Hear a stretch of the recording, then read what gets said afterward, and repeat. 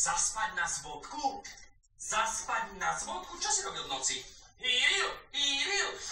To ten Josip Dusik me vyrúcil z mojeho pelecha, že to je jeho karčma, že mu tam nikto nebude prespávať, že mám ísť spať na stanicu. No a jaká stanica je tu v mestečku? Policajná, nie? No tá som išiel tu, ale tu bolo zamknuto. No tá potom som sa spomenul, že ešte je železničná stanica, nie? Tá som prespal na železničnej stanici. Ty si prespal na vlakovej stanici, jahve na nebi, veď je to nebezpečné. Nie. Zmluvy formu, nie? Ti každý dá pokoj.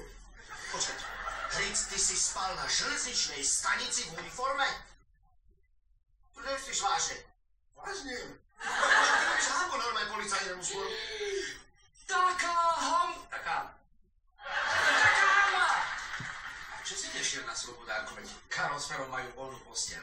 Nemáme, my už sme zabíraní a aj ľadničku už máme plnú. Ja už tam mám naukladaný aj šmelec, aj slaninku, aj klobásky, aj všetko. No ale kde by si dal veci, Hric? Kde? Ja neviem. Vy by ste pokojne nechali spať svojho kolegu na stanici, však? Co? No? Hambite sa. Podorovský, hambi sa. Aj ty, Hulka. Som z vás veľmi, ale veľmi sklamaný.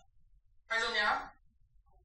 A keby som dovolil, aby tam teda Hric u nás bol, tak by ste zo mňa už neboli takí sklamaní. Bol, ale menej. A tak ja navrhujem, aby u nás bol. Ešte si sklamaný. Ty máš také srdiečko, dobre, podúvaj.